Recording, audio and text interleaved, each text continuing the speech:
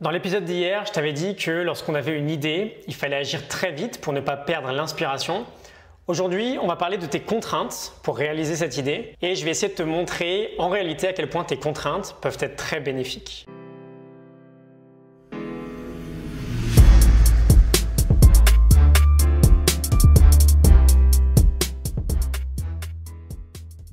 Donc je t'ai laissé hier avec cette idée de passer très rapidement à l'action dès que tu avais une idée qui te plaisait. On avait parlé du fait d'acquérir cette nouvelle habitude de devenir un démarreur. Alors peut-être que ça t'a parlé, j'espère que ça t'a parlé, mais que ton idée, si tu mets du temps à la mettre en place, c'est aussi parce que elle va soulever automatiquement de nouveaux problèmes et qu'elle va t'amener de nouvelles contraintes. Tu n'as peut-être pas assez d'argent pour voyager, peut-être que tu n'as pas assez de temps pour faire du sport, peut-être que tu penses que tu n'as pas assez d'expérience pour lancer ton nouveau projet. Peut-être que tu as peur de te sentir nul, que tu as peur de ne pas être au bon endroit. Bref, ton idée soulève automatiquement de nouveaux problèmes. Et ce que j'aimerais te dire aujourd'hui, c'est que ce serait plutôt une excellente idée d'arrêter de te plaindre, que de ne pas tout avoir, c'est une bonne chose et qu'en réalité, tu devrais bénir ces contraintes. Je vais essayer de t'en convaincre avec plusieurs raisons.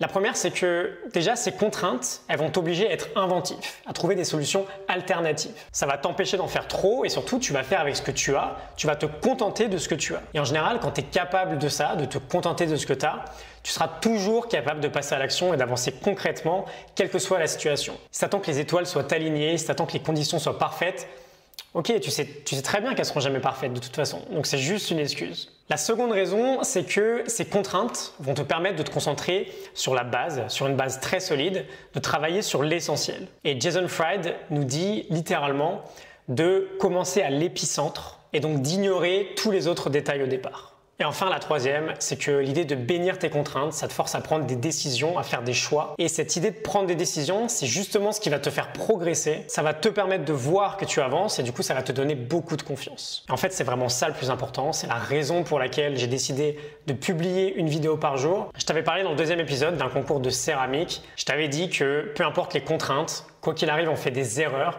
Donc on corrige, on progresse et donc ça nous permet d'avancer. Et juste pour conclure un peu sur ce sujet des contraintes, sans forcément faire le bisounours, au fond c'est assez facile de voir qu'il y a toujours des bons côtés dans nos contraintes. Si par exemple tu n'as pas assez de temps pour aller à la salle de sport et donc tu n'as pas assez de temps pour t'inscrire dans cette salle, c'est pas grave, tu feras de l'exercice chez toi, tu économiseras de l'argent. Si tu penses que tu n'as pas assez d'expérience pour lancer ton projet, profites-en, personne ne te connaît, donc tu peux en profiter pour faire plein d'erreurs, tu peux en profiter pour te planter et pour vite progresser. Moi par exemple, on comprend bien que j'aurais une pression énorme, heureusement que j'ai pas, si j'avais des dizaines de milliers de vues sur mes premières vidéos. Et au fond là c'est cool, si je me plante complètement, c'est pas très grave, il y a peu de monde qui va le voir. Donc pense bien à bénir tes contraintes, j'espère que ça t'a parlé, si ça t'a inspiré à passer à l'action, n'hésite pas à partager la vidéo. Je pense que c'était ma dernière vidéo sur le livre Rework de Jason Fried, je te remets une dernière fois le lien pour que tu télécharges la morning note du livre et je te retrouve dès demain pour une nouvelle vidéo. Salut!